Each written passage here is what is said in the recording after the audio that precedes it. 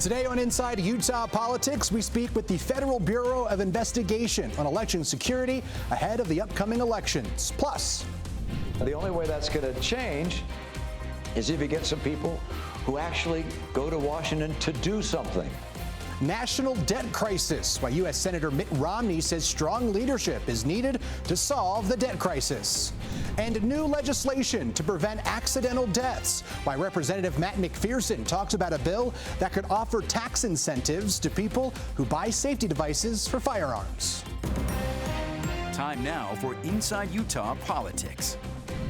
Thanks for joining us. I'm Jordan Tracy. Let's go inside Utah politics. Fair elections are the foundation of our democracy. While individual states run elections, the FBI plays an important role in protecting federal interests and preventing violations of our constitutional rights. As election security takes center stage here in Utah, we have Assistant Special Agent in Charge, Albert Keller from the FBI, joining us today. Thank you so much for joining us, Albert. Thank you for having me. So let's start with election security as a whole. What role does the FBI play when it comes to threats to election security? Yeah.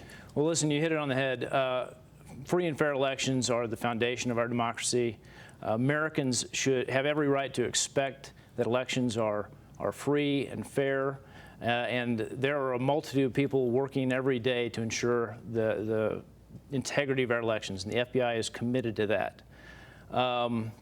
Every single day, we work with Department of Justice, with the intelligence community, with federal, state, and local partners to ensure that the integrity of the elections, and Americans should have confidence in that. What are some of the threats to election security? Is there, foreign threats, domestic threats, and how have we seen it change over the years, maybe? Sure. Well, there's always malign foreign actors such as Russia, China, Iran. We've seen this election cycle who are seeking to disrupt the election, who are seeking to sow discord and divide our country. There's also cyber criminals who may seek to steal personal information or cause disruption in our elections, as well as you mentioned, threats to poll workers and voter fraud as well. So the FBI is cognizant of all those threats.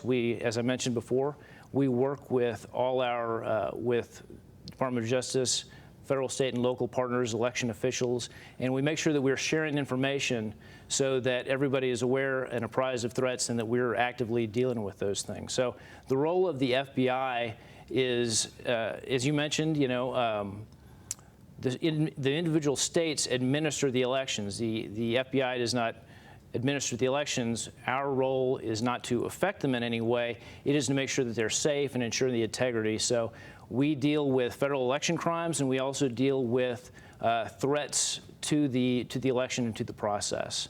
Yeah, and when we talk about some of these threats, it seems like misinformation has been some of the key methods in which maybe foreign governments, even domestically, some domestic threats to our elections.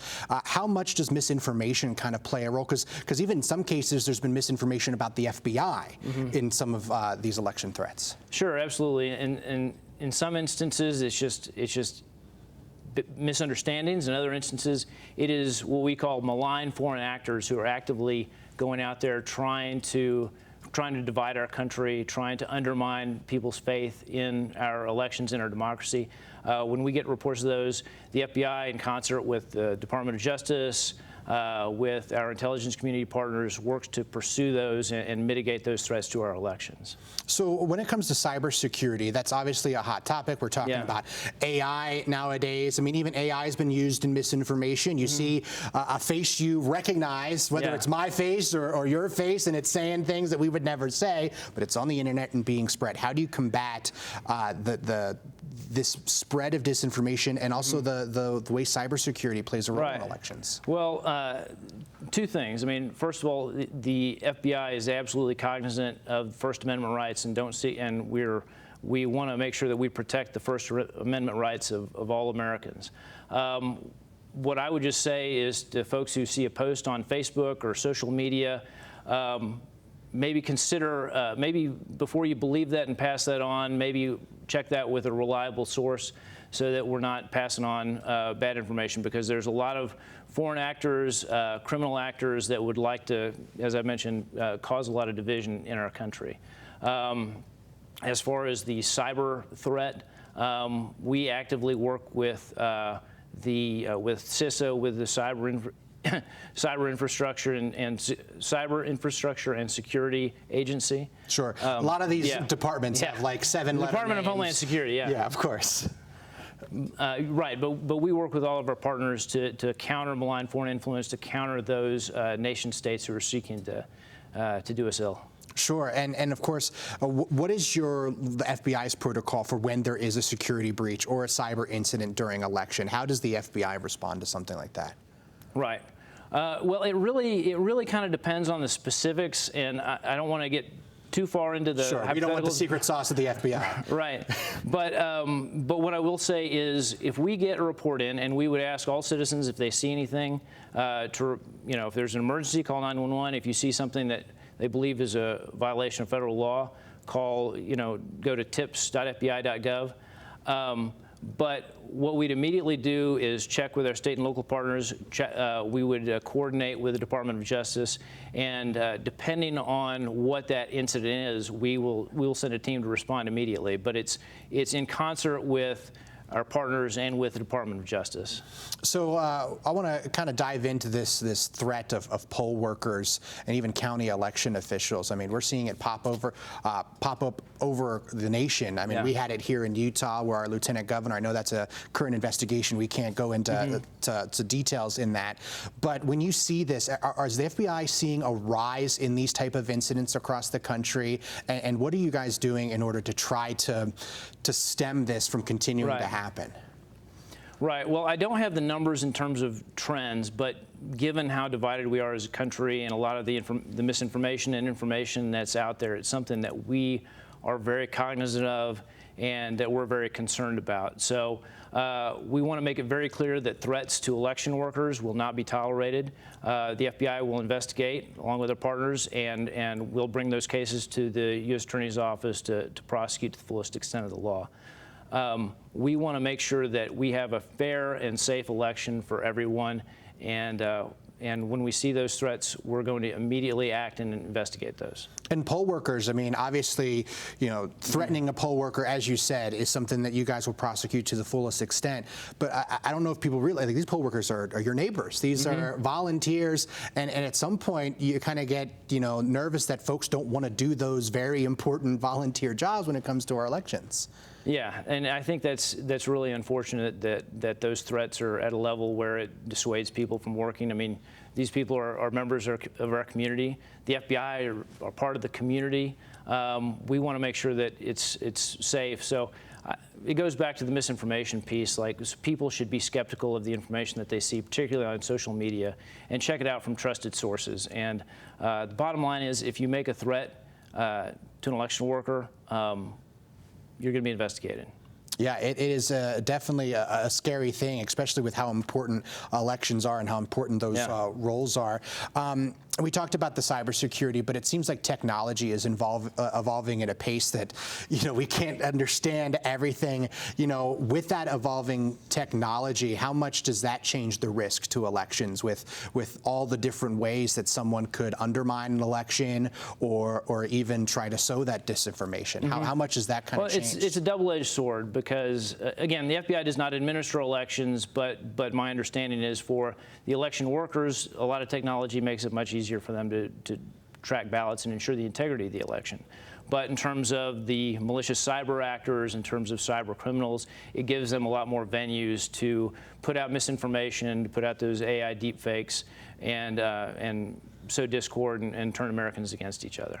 Yeah, it is scary stuff. I mean, you see kind of like the double-edged sword in social media. You see something that's a funny video taken in jest, and then some that really has some type of, just bad intentions that are trying to undermine our country. But I would just tell your viewers that there are a multitude of people in the FBI and in other federal, state, and local agencies who are working every single day to ensure the integrity of the elections, to ensure that everything is safe, free, fair. We will pursue any threats counter any threats, and Americans should have confidence in their elections. All right, Special Agent Albert Kelly from the FBI, thank you so much for taking the time to speak with us on this very important issue. Thank you for having me. All right, folks, still ahead on Inside Utah Politics, the race for the U.S. Senate. 3 Utah candidates running for Utah's open Senate seat take to the debate stage. And the debt crisis, what Senator Mitt Romney has to say about the nation's debt and national security. You're watching Inside Utah Politics. Welcome back. 3 candidates vying for Mitt Romney's open U.S. Senate seat in Utah took to the debate stage. They are Representative John Curtis, a Republican who represents Utah's 3rd congressional district, Caroline Gleich, a professional skier and environmental activist and a Democrat, and Carlton Bowen, an independent American candidate who has pitched himself as the only pro-Trump choice. They spoke about key issues, including the debt crisis and climate change, but here's what they had to say on the issue related to public lands. Yeah, well, one of the things I would do when elected is to rewrite the Antiquities Act. This act has been abused by Presidents Clinton and Obama and others to set aside millions of acres of Utah land. Bears Ears is larger than the entire state of Rhode Island, and it wasn't done with congressional input. It just took President Obama signing that. I don't think there's any better example of what the right relationship between the federal government and the state government is than the Emory County Public Lands Act. I think as I look back on my time in Congress, I'll be most pleased and proud of that specific act, which actually took 1.3 million acres and designated where we would graze, where we would recreate, where we would extract, and where we would protect. And we put that through congressional legislation so that today it's law. And right now our public lands are under attack, and we have seen this massive effort to transfer our federally protected public lands to state control. And we know the vast majority of the time that happens, they are sold to the highest bidder for energy development, mineral extraction, and so that politicians can line their pockets with the sale and privatization for other development, and they're closed forever. Now, they also spoke about the political divide in the country and abortion. You can find that on our website, abc4.com. Now to the race for the U.S. House. 3 candidates running for Utah's open U.S. House seat for District 1 took to the debate stage, presenting differing opinions on immigration and the nation's debt. Republican incumbent Blake Moore faced off with Democratic nominee Bill Campbell and Libertarian candidate Daniel Cottom during the Utah Debate Commission event. Here's what each candidate had to say about immigration. The immigration issue isn't so complex, actually. The immigration issue is simply we've closed the border and we don't let anyone over and back. The honest truth is 80% of immigrants, whenever you bring them to a welfare state, get benefits that outweigh their benefits. If you bring people like me, doctors, lawyers, engineers, it's a win for society. The immigration bill that did come forward, it was missing it needed just one of 3 major aspects that would have galvanized and gotten more support. A return to remain in Mexico policy, ending catch and release, or addressing the parole authority and the paroles that are currently there is numerous loopholes that exist within this. It was void of all that, unfortunately. I agree that the proposal that was on the table was not perfect, but it was an improvement, and we should have progressed the improvement. When you mentioned that it unraveled, it's a travesty. Why? If people were trying to score political points for the election and not progressing a better solution, that is not the way we should run our government. Now, all of the candidates agreed that fixing the country's spending would solve other problems. On the issue of housing, Moore said the federal government can aid in the housing issue through low-income tax credits. Campbell suggested that the federal government should incentivize builders. Cottom said he thinks the federal government has a very limited role in the housing crisis, but the biggest thing it can do is to reduce inflation. A Utah judge is voiding Amendment A from the upcoming general election in November, but voters will still see it on the ballot. A 3rd District Court judge used the Utah Supreme Court's reasoning to void Amendment D in her decision to now void Amendment A, saying legislative defendants acknowledge that there is no basis to argue that the newspaper publication requirement was met with respect to Amendment A. Now, Amendment A would have allowed money raised by the state income tax to be used for government purposes other than education. Under current law, income tax revenue is only used for education. Salt Lake County will issue 2-page ballots for the first time in the upcoming 2024 general election. They say the extensive ballot is designed to accommodate a broad range of federal, state, county, and local issues and give voters the opportunity to express their preferences at multiple levels of government. Each page will be labeled to help voters ensure they voted on. Ballots will be counted regardless of whether one or both pages are returned. We encourage voters to return both pages, but returning both is not required for their ballot to count. General election ballots will be mailed this Tuesday. U.S. Senator Mitt Romney met with business leaders and spoke about important issues, including the nation's debt and national security. Speaking at the Hinckley Institute of Politics, Senator Romney says Washington has been spending a lot of money and now has $36 trillion in debt.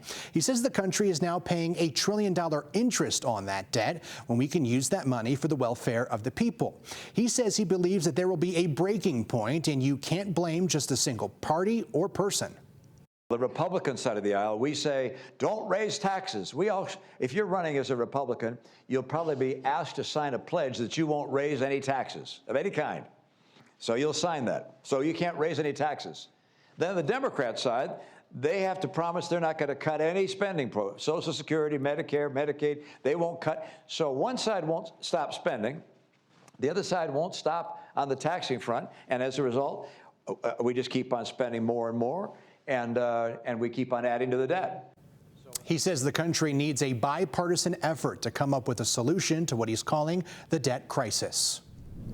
Coming up, we speak with Representative Matt MacPherson on a bill he plans to bring up during the next upcoming legislative session. We'll be right back. You're watching Inside Utah Politics.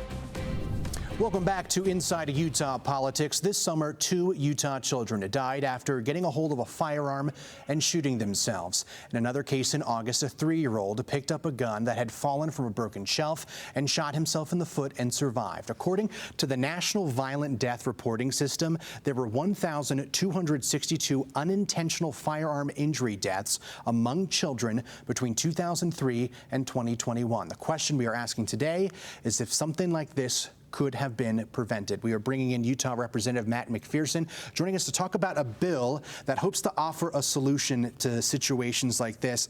Thank you so much for joining us. Thanks, Jordan. Appreciate it. So I want to ask you this. We've heard the numbers. We've heard these awful stories that have come from these accidents.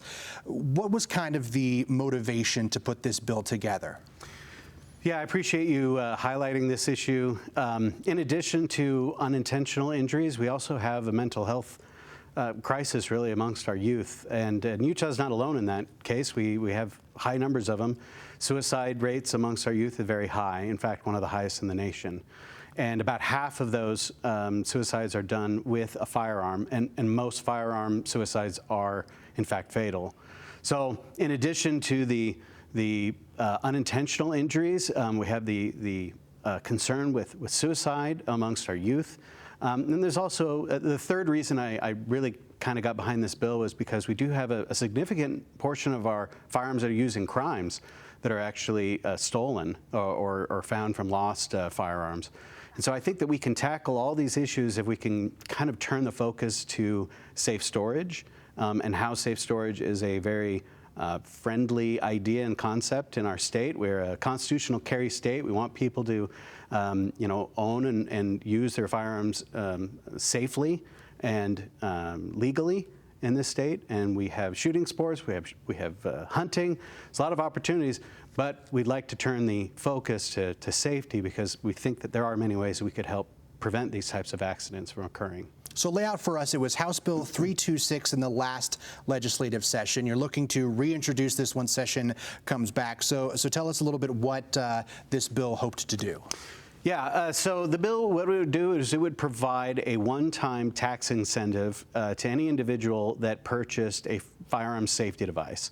And we don't prescribe in the law what a firearm safety device means. It just simply states that any device that's intended use is to prevent access to or utilization of a firearm without permission. And we wanted that to be in place because safety for different people looks differently depending on what they use it for and what their needs are. as well as, one solution may not work for all types of firearms. So it had to be flexible enough and then provide enough of an incentive for individuals to want to take advantage of it. And gun owners out there here in the state of Utah know of gun lockers, gun safes. Actually, under the Utah Criminal Code, the gun dealers are required to have the cable-style locks with anyone purchasing a firearm. So my question is then, with that coming with the code, how does that make this bill different? Yeah, and those cable-style locks, they're effective for their purpose, and their purpose is really, generally speaking, intended for when you are transporting a firearm or if you need to prevent maybe an accidental discharge. So they're great around young children, toddlers, but they're very cheap products. They cost less than $1 to make most of these. They are easily defeated, and it won't take much effort to get through them. Plus, it's not practical in most cases. An individual, if you're a young woman living alone and you use a firearm for your personal defense or home defense, a cable-style lock on that firearm is just not practical. It's not going to be used in that way. So for them to be able to purchase a biometric case of some sort that they could provide easy, quick access to and still secure it, that device, you can buy many of those for less than $50, and that would be covered completely under this bill. And so providing those opportunities for families to kind of look at, and individuals to look at their own safety scenario, whether you have young children in the home, maybe you're older, retired, you don't have kids, but you have grandkids visiting, you live alone. Whatever those situations and scenarios and how you use your firearms, this is intended to provide an option for you.